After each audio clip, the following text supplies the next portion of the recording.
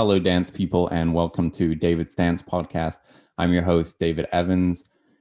We have an amazing choreographer and dance artist with us today on the podcast. She creates work that is engaged with communities through her SC19 project in London, as well as creating work that is interdisciplinary and plays with the ways in which performance and dance performances presented and playing with new formats of performance, as in her new project, Up the Hill, which we're really excited to talk about today. We're so happy to welcome to the podcast, Ania Straczynska. Ania, welcome. Hello, thank you for your lovely introduction and great pronunciation of my last name. Well done. We did practice that, everyone. Thanks.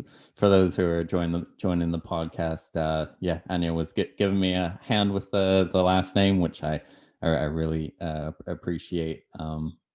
It's I'm sort of lucky enough that while I am an immigrant, that I have happen to have Welsh heritage, so I have like a really simple last name, Evans. That's really helps me out when introducing myself to people. We're so happy to have you here on the podcast. This is actually our first time meeting. I was kind of connected to you through our friend and your collaborator, Greta Gower. Greta's working with you on this new project, Up the Hill, and on SC19. Tell us a bit how you guys met and how you guys came to collaborate on this project. Yeah, sure. So Greta is actually my very close neighbor. She lives pretty much on the same road as I do. Oh, cool. So it's really easy to work together. It's very difficult to kind of pinpoint when and how we met. I think what happened is, and so is with you actually, I think there's very tight network of people who know each other. And if you don't know a certain person, you know someone that knows them. And through kind of Instagram, we kind of spotted that we live very close by and kind of just reach out to each other to grab a cup of coffee. And this is how it starts. And we found that we have loads of common interests, and we kind of share a vision for the work we want to create and how we want to engage people. And we just from there, we started to working together. So I had this project in the summer called Dance Conversations, which was community advice piece, intergenerational. So I had people from across generations, and I invite Greta to collaborate with me on that project as an invited artist. And since then, we pretty much always brainstorm ideas and kind of create new things. And it has been really, really great and juicy year for both of us, I think, together.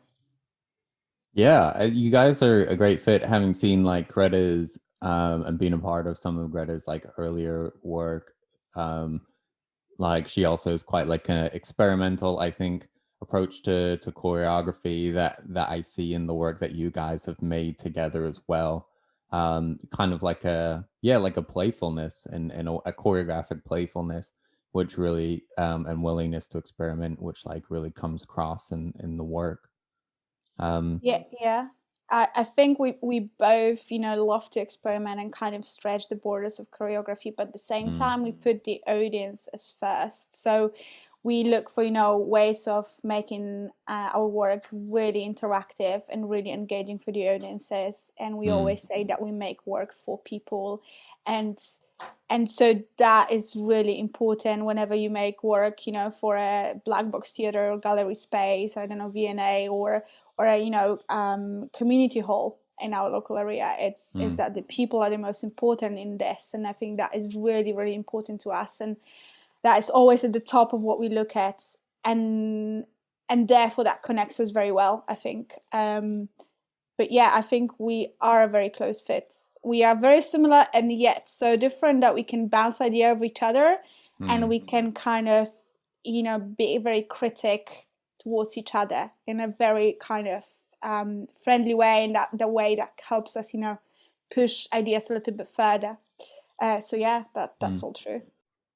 Hello listeners, David here. If you're enjoying the podcast, hit the like and subscribe button for more content. And hit us up in the comments section. Let us know what you think about the podcast and the issues being discussed, and ask us questions that you'd like to hear about on future podcasts, and maybe put in some requests. Are there any dance artists that you want us to have on the podcast? Tag them in the post. Let us know. We'd love to hear from you. Now back to the podcast. So when you're like making choreography and you're making it for like a specific audience, you're working with the older generation on your project Conversations, and this new project, Up the Hill, is a children's show. It's a family orientated show. So how do you how do you create work for these different audiences? How is making a dance performance for children different to maybe, or similar to making it for other audiences?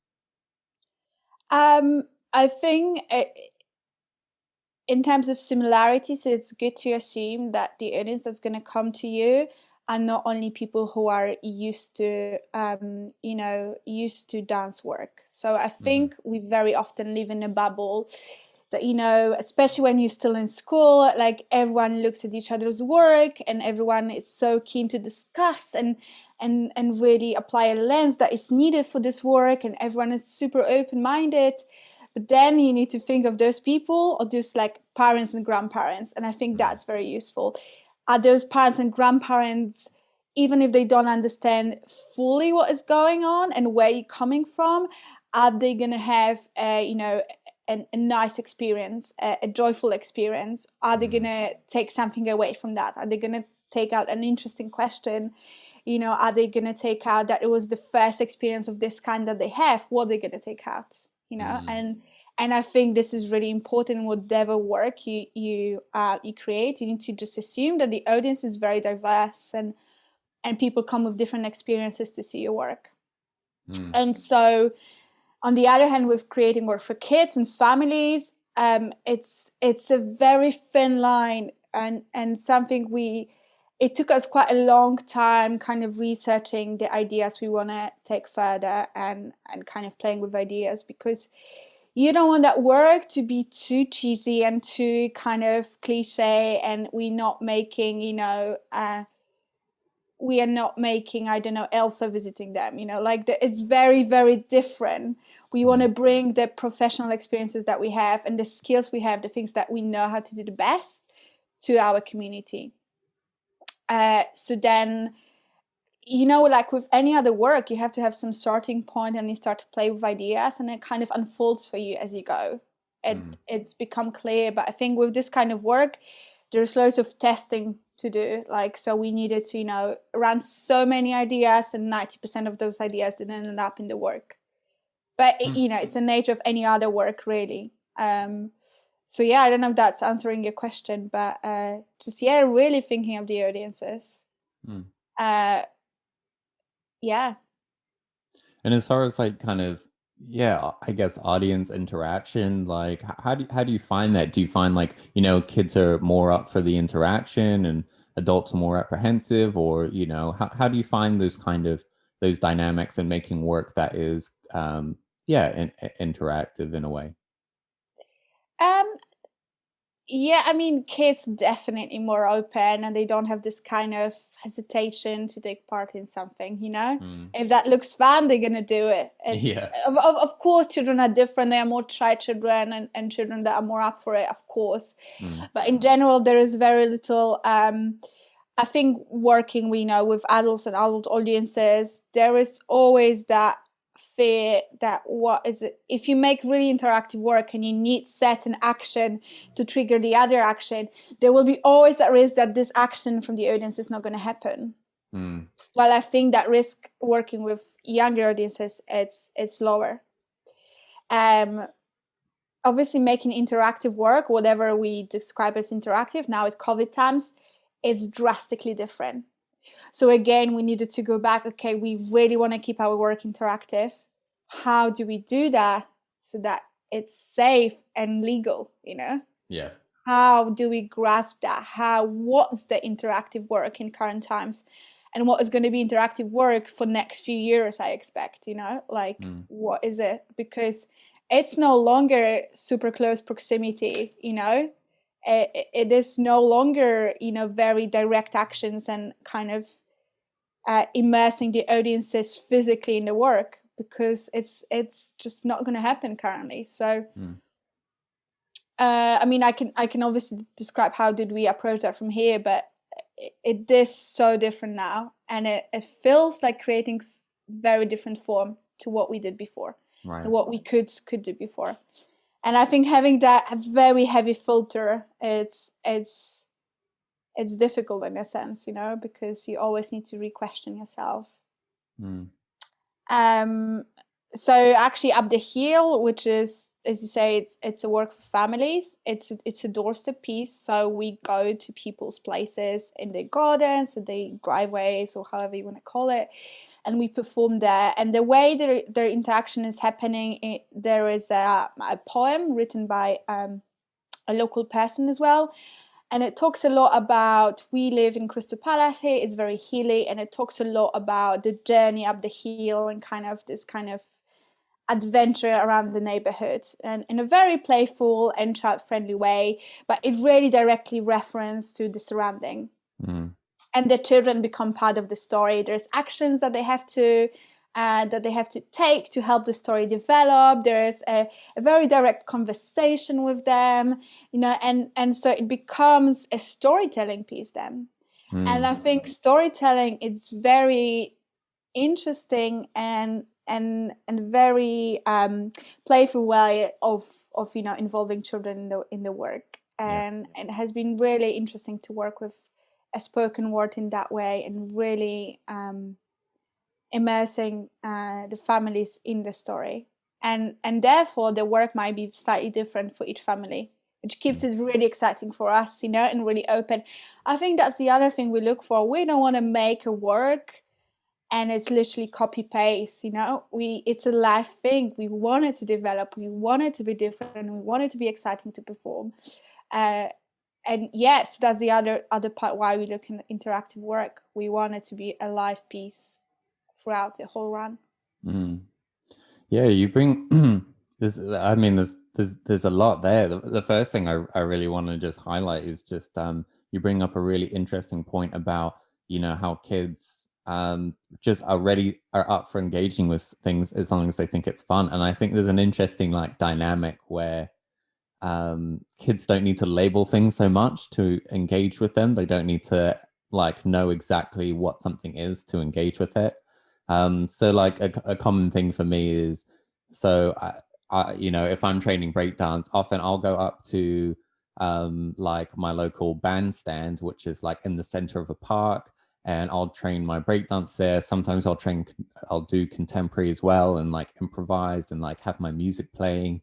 And it's always interesting, you know, because if I'm training by myself, pretty much like without fail, like kids will come up to me at some point throughout, because they're just like, you know, and sometimes they'll be like, you know, mom, dad, what are they doing? And the parents have all sorts of different explanations. They're like, oh, this is yoga. Oh, he's dancing. Oh, this is breakdance. Oh, he's exercising. Like, you know, trying to like put a label on it. And it's really funny how like so often the kids will just come up and just like, yeah, just kind of like want to get involved or like copy me, and they kind of just go like, oh, this is play.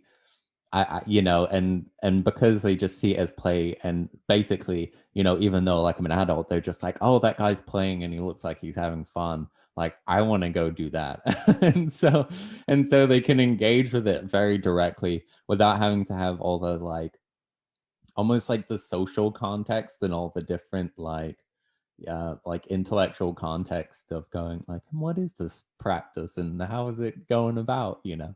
They're just it is like you say, like, oh, that looks fun, like I can engage. Yeah, I think the word play is really key to here, Mm, as a choreographers, we love to use that, don't we? Like, yeah, just make it more playful and take that idea and just play with it. And like, what does it mean? You know, like, mm, what do you mean by play?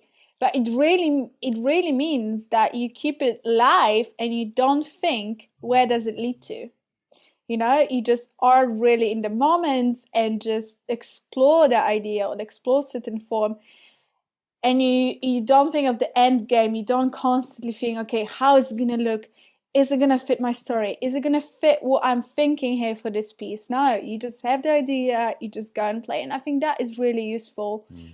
And I think also with the audience engagement, I think what is happening with children and young audiences, they don't think, where is that leading to? What is going to happen in 5 minutes? So, Right. they are really in the moment, and they don't overthink that, which I think adults, I do a lot. I overthink everything. And I think that's such an adult thing, that you just learn throughout years to overthink everything. But yeah, but play is so important, isn't it, for us as we make work as well. And are there things that like with like making work for children, like yeah, what inspires you to make a work that was focused towards children and families? You know, as what sort of opportunities do you feel like that there are, and with this kind of audience as a choreographer to explore maybe different things?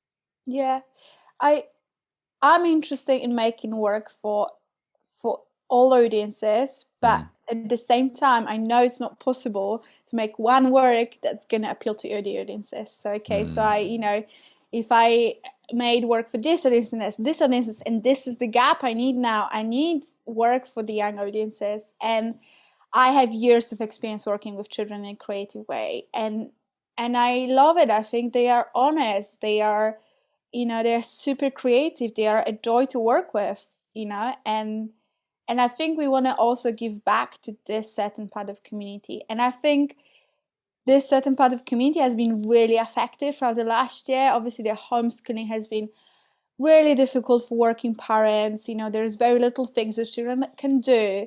So I think this is the audience that needs it the most now, and we recognize that. We want to address that, and we want to give back to this particular audience as well.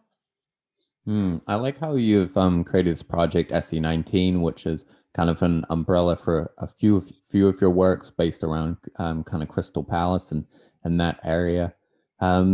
Yeah, I think it's a great approach, especially kind of in I don't know, with choreography and other things. It's easy to get lost in kind of the rat race and of London, of like, making choreography, for to almost just go up the ladder. And I think it's really interesting and quite beautiful that you've really focused on making works for a specific community. You talked about with Up the Hill how the poetry in it refers to specific, narratives and kind of, local elements. What was kind of your, I guess, yeah, your thinking behind that, and yeah, how have you found it maybe different or helpful making choreography that is grounded in like a specific community? I think I really do care about the access to dance, and I would love to live in a city that gives it on the local basis. So what I mean by Mm, this, that people from here don't have to travel to central London to access quality arts or quality, dance. They have it on their roster. They have it here. They can access it from here. And this is what for me is taking care of accessibility of dance. mm. Because obviously there's loads of beautiful things happening all across London, but I'm super aware not every family can afford to go there. Such Mm. a trip for many hours, And it like can take you like 2 hours to get from one side of London to another anyway. exactly right. So such a trek, especially when you have a family. Like, Mm, is that really possible? And then you know we need bigger audience for dance. So if I wasn't really interested in dance, and I would think, okay, there's this piece, and I don't know, I go very other end in Sadler's Wells that cost, lots of money, and I need to go there, and like, oh, maybe I'm not gonna like it. Maybe I'll go to the cinema, instead. That is on my mm, corner, as a night out. But what if you have something happening very closely, that's affordable, that you can experience it here first, and maybe that will spark you to go elsewhere later and explore that if you enjoy it. mm, But also on the other side of it, the way I like to work is that I include the community in the work, you know. So for example, dance conversations, it's what I like to say community device. So those people came in and they really created the work. You know, I facilitate the process and it was a dance film, so and the filming of it, but they have this safe space of, you know, creative exploration, and they can be creative, they connect with each other, make friends. And I see it on a daily basis how those groups are connecting and bonding, and that leads to, you know, knowing people in your local community as well. I'm from a small town really, and I hated living in a small town, but now I miss going outside and knowing people, you know. And it's a highlight of my day when I walk down the road and Greta is with her bins out, you know, and I'm walking from the shop, because it's such a normal thing to meet your neighbor, but it's not anymore in London. No one knows anyone. And I think working in the heart of your community and here, it's helping to find your feet in your neighborhood, for me personally, but also for people to connect with one another.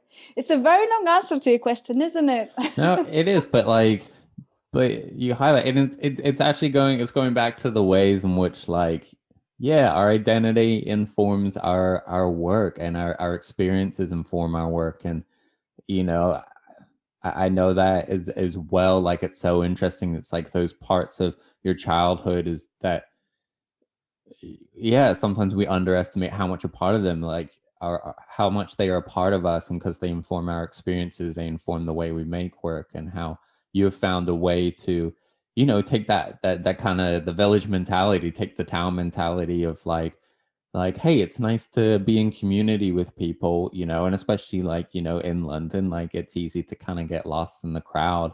And it's and the reality of London is that it's so big and so spread out, is that it's really kind of a series of towns stitched together, and towns and villages and communities kind of stitched together and just called one city. But it's very much those kind of separate things. But I think you bring up a really great point, and is in that it's really great to have to be having the local community is basically sort of collaborators in the work, because then it gives people ownership of the work, and because they have ownership, they feel pride in it, and it creates like a greater engagement, you know, and they're more likely to talk about the work, share the work, because you know, it doesn't become like an esoteric thing, which dance often can, which is, oh yeah, dance is a thing that kind of happens over there, and that's something that those people do. But when people can have real ownership of it, then it's something like, hey, this is something we made together, and that people can be really proud of, you know. Yeah, definitely agree with that. Yes, definitely. Yeah, because it is community owned and it's people owned and it's for people there to, you know, enjoy and use really. And I think it's a nice. We are all part of this big rat race of dance artists and choreographers. Of course we are. It's impossible not to be. And I think it's a nice um what's the right word? It's a nice contrast and it's a nice balance to be able to work really locally and not get exhausted over the crowds of we know what's happening on the other side. And it's very refreshing to work locally. It's very, very refreshing to me. Um, and so, and very often how those things influence each other. And I think even, you know, even teaching in a community, even teaching classes inform how you then make the work. Even if I go and make bigger work, you know, it's so informative to one another. And I think it's really important for dance artists to have this thinking about, you know, very rounded development and collecting different working experiences, because they will benefit one another. They definitely will. And sometimes I think artists and myself maybe in the past, you get so caught up on this, you know, I wanted to do big things and I'm only going to do on my resume, I'm going to put big things only. But then actually those experiences are valuable and people know that. And as an example, I've been interviewed for a job and you know at the like college level, And uh, I brought up experience working in 2014 in primary schools, which no one ever mentions. Everyone does it at the beginning of their career. You go and teach in primary schools. Name a one person that haven't done it. Have you done it, David? Did you go to I primary have, school? yeah. Of course. It's tough And work. yeah, it's one of it's. I will always say this was the most difficult job I had, teaching after school club on Fridays, because Mhm. kids are so tired Yeah, and they don't it want to be really is there. the after school clubs because kids are just like done by the day. I remember doing it for this one school and it was like the worst because it was like a mandatory club and they had to choose between like three activities and I was just like and about half the kids wanted to be there and half absolutely didn't.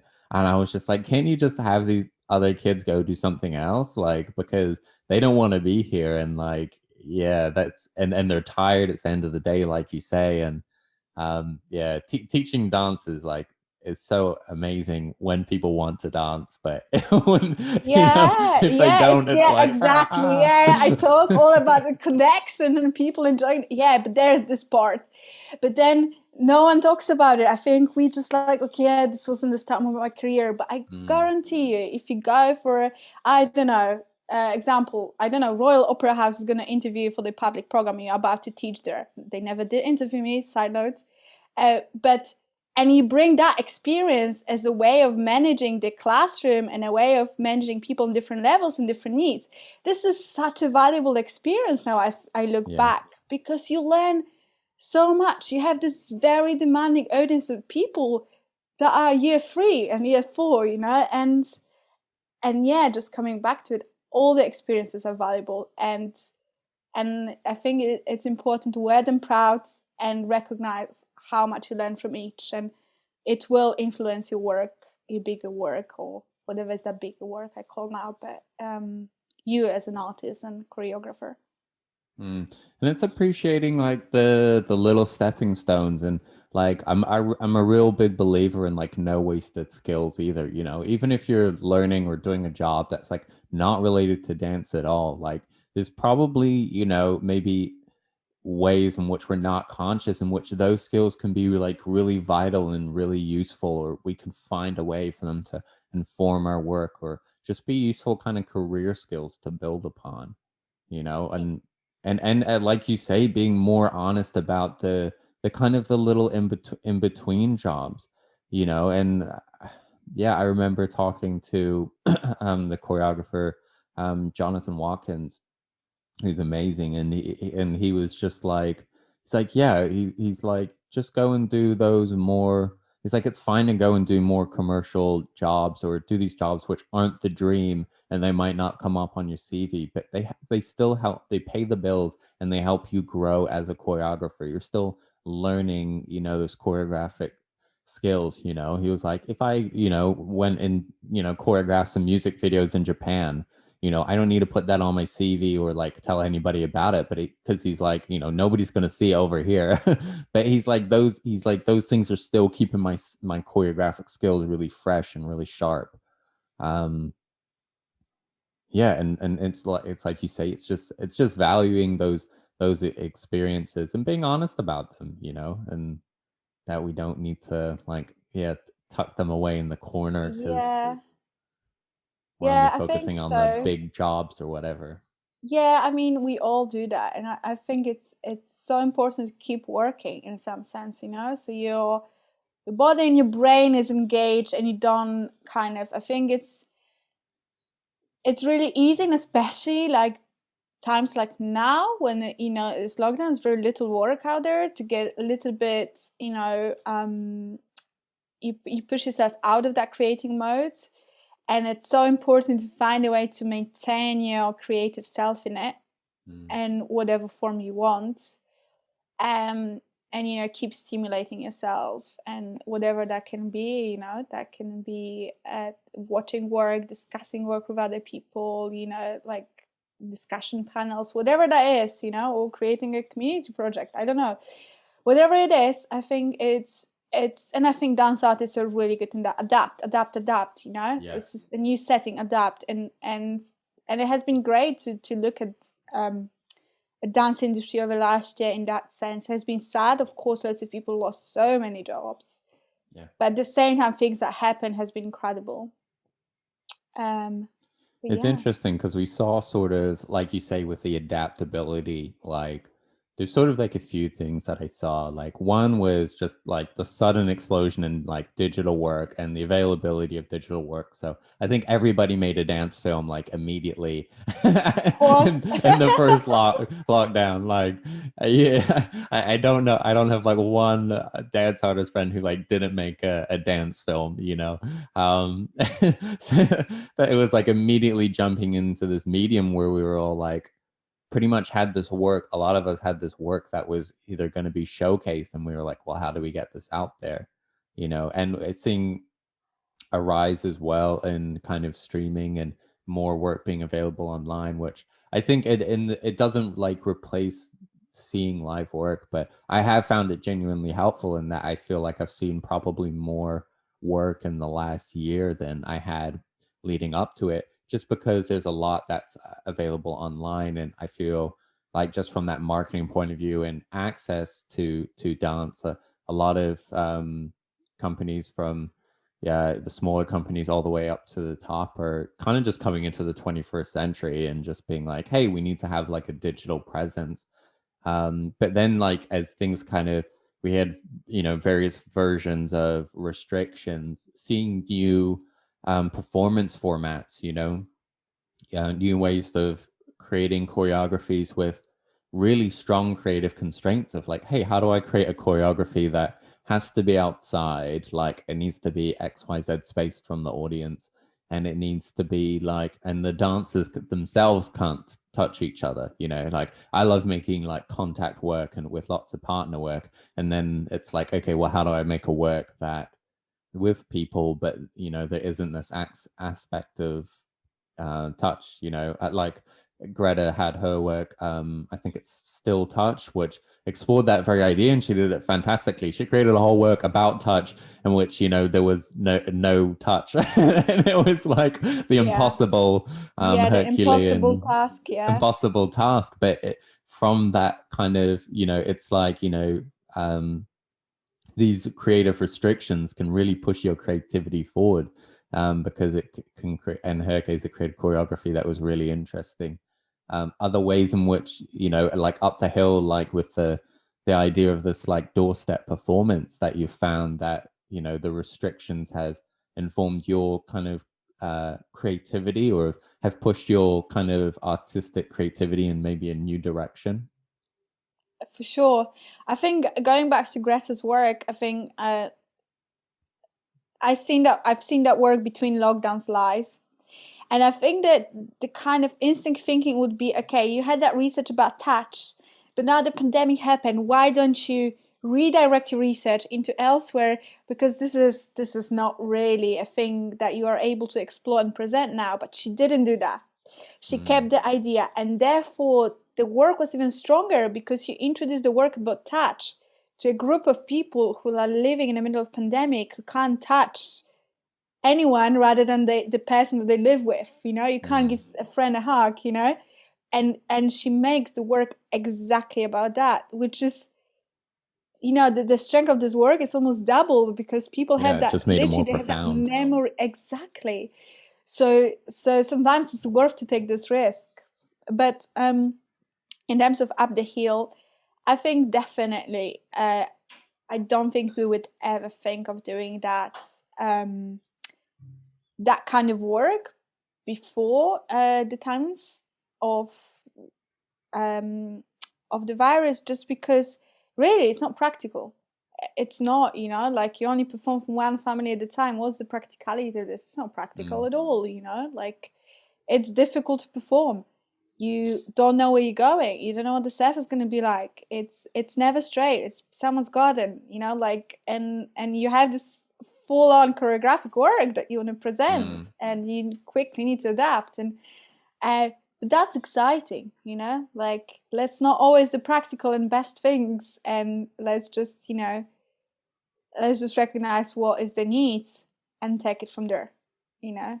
The need is now that people need something to keep them engaged and They need some joy, they need some entertainment, and that's the way we're gonna do it, and that's the way we're gonna work. And obviously, it has been amazing to be back and working together. It has been, after a break, it's such a pleasure to be with people in a room, share ideas, and the brains are kind of rusty and they need a little bit of triggering to get back onto work. But then once you're on it, it's just like the whole different world of ideas. I think, yeah. We so need that, like, as dancers, to just like be engaging with other dancers and like, yeah, be creating, as you say, and yeah, and just doing things together. It's like just having these experiences is so great. I think it's a great idea though, and it is certainly a challenge, and it's kind of choreographically, sort of like, how do you create a choreography? So like, just explain for the audience, like, the doorstep performance idea is, so it's you, Greta, and musician. Come to like somebody's house, and you sort of like perform on their doorstep, like in their garden, or front yard, or whatever. And then you have to like adapt the choreography and the movement essentially to the variety of spaces that you have, and the variety of floor, for instance. Like, I pretty much make like floor work choreography, so this would be like an absolute nightmare for me. I would be running away, but I'm really impressed by the way in which you've like, yeah, pushed to create a choreography, and that kind of embraces these different things. Is how did you choreographically like sort of embrace these things? Was it a case of, in some ways, creating more of like a score, or how do you choreograph in a way that there's enough flexibility that you can adapt it in the space, that it's not like so strict? It's a mix of everything. There's quite a lot of gestural choreography, so there's quite a lot of hand gestures and little things and little details that has been very interesting for us. And obviously, the work itself speaks about the community and neighborhood, and so the choreography speaks about that as well. So there's quite a lot of gestures that we are taking inspiration from just simple words that we gather, the ideas we gather around the community and the neighborhood and being together.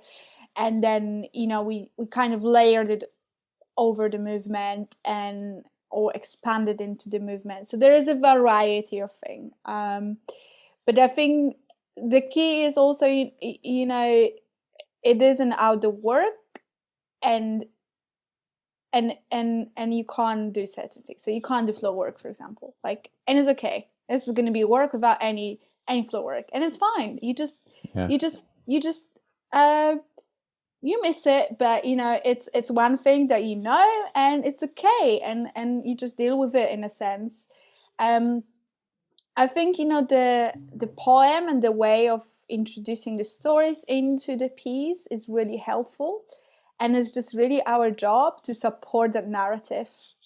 So so it's very kind of overlap the narrative and the movement and the gestures and the interactive part. So it's a changeable and kind of overlap way of working. But like with any other work, you create a set of tasks, you explore them, you see what works, and you take it further. There was quite a lot of ideas we had around using the objects. I work a lot with objects, and Greta did also some work with objects as well. And we had loads of ideas about bringing objects like wooden podiums, a big ball, then a rope, and then in the end it's just us and Andy the musician, and that's the work. And it's very simple in a sense, and it's very well, how I like to think about it, it's portable, so there's there's no setup time. There is, we could walk next door and just do it like that. There is yeah, it's just portable. It's such a good word to describe this work. It literally happens now and here, and that's it. And there's no cleanup, no setup. We're done, And I think the way also I think about it, we talk a lot about reimagining the performance space, and we love to, take a theater stage and turn it into the open space. Or, I, with one of the work, created almost like a performative installation on the stage that people would move around. And that's just another way of doing this. You reimagine the performance space that is different in each time, and it's not really the way you planned it. So that, that pushes the work, in a slightly different direction. So it has been, it's a family friendly work. It's super fun, and it's a storytelling. But for us as artists, it's also a really great way to learn something new and create new work, and it's exciting for us. It's not something that we create and just copy paste.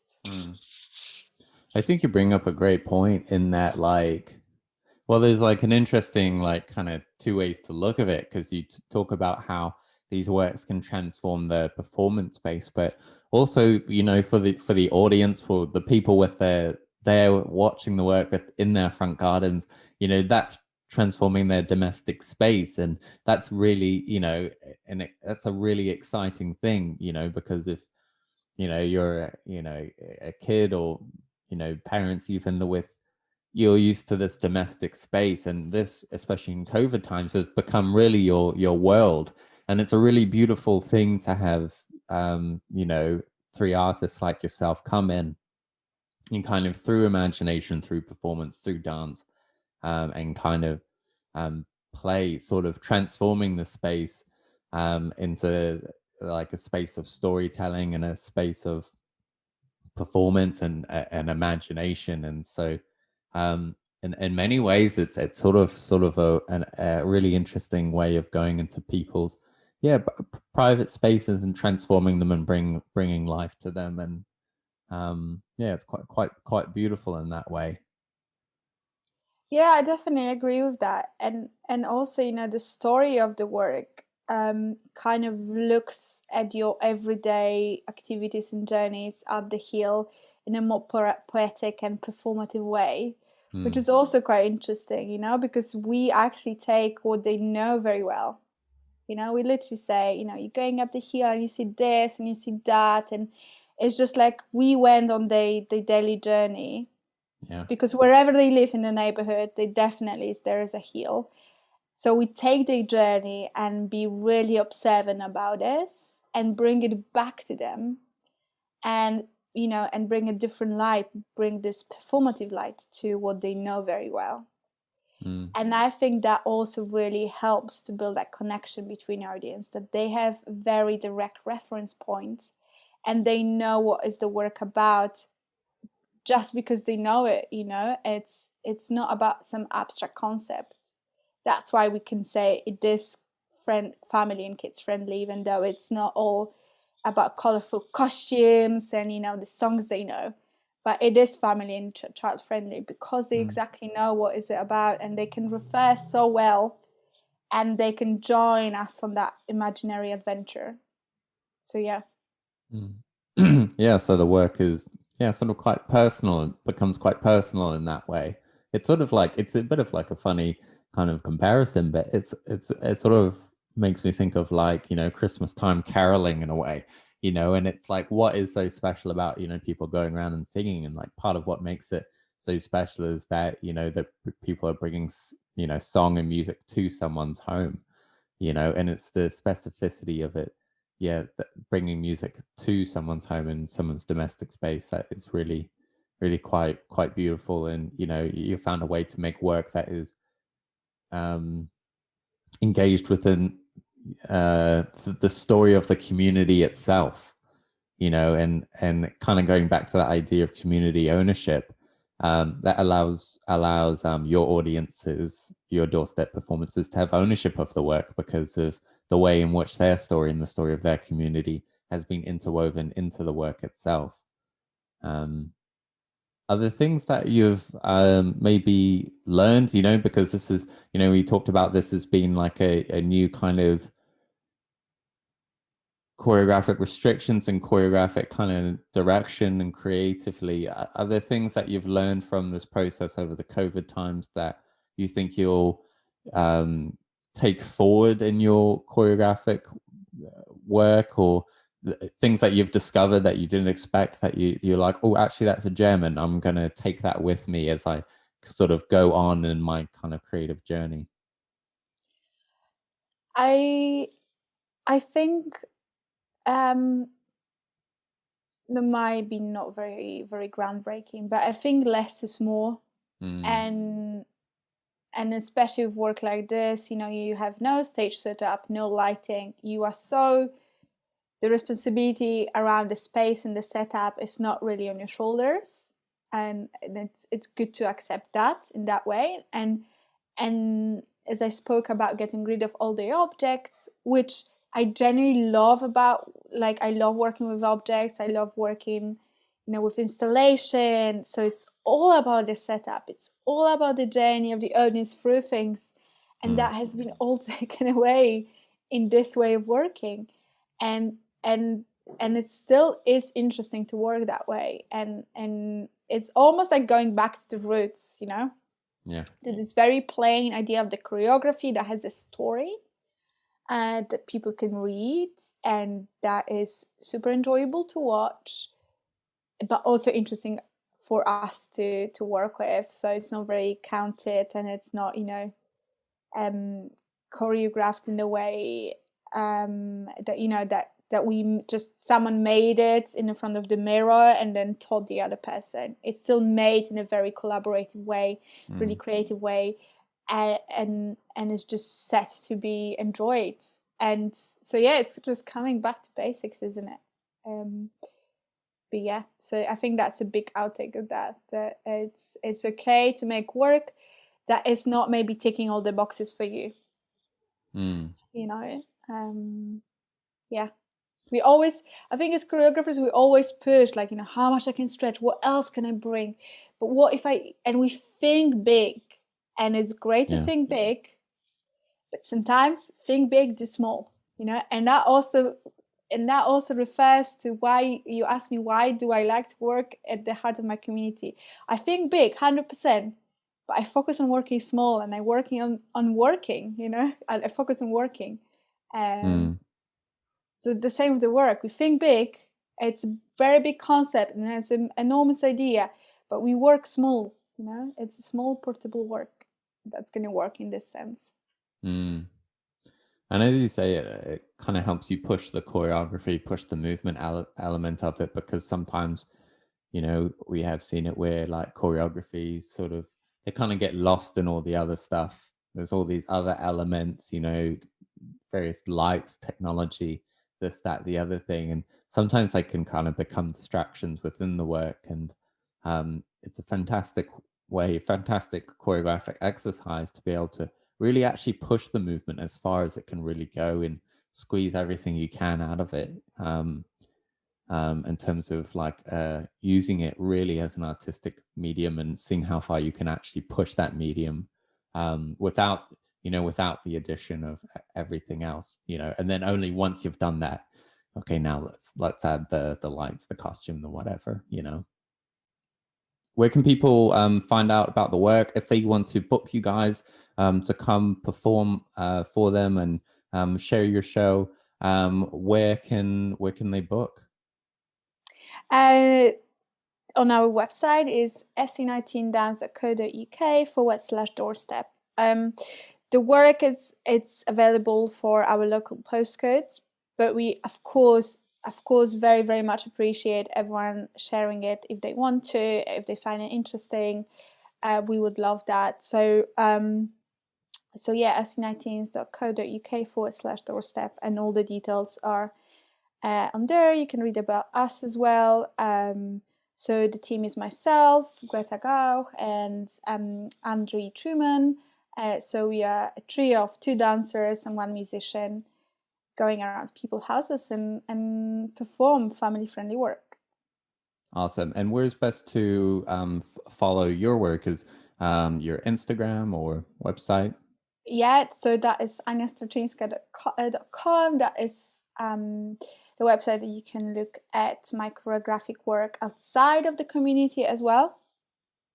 And same on Instagram at Ania Straczynska. So it's just always my first and my last name, and so it's pretty easy to find. There's not very many people with that name, so I don't think Awesome. anyone will have trouble. Yeah, we'll drop those in the description below. So if you want to follow Anya and what she's up to, check out her Instagram. Thank you, Anya, for being on the podcast. It's been really great having you. Thank you. And thank you, dancers and listeners, for tuning in. And we look forward to seeing you next week.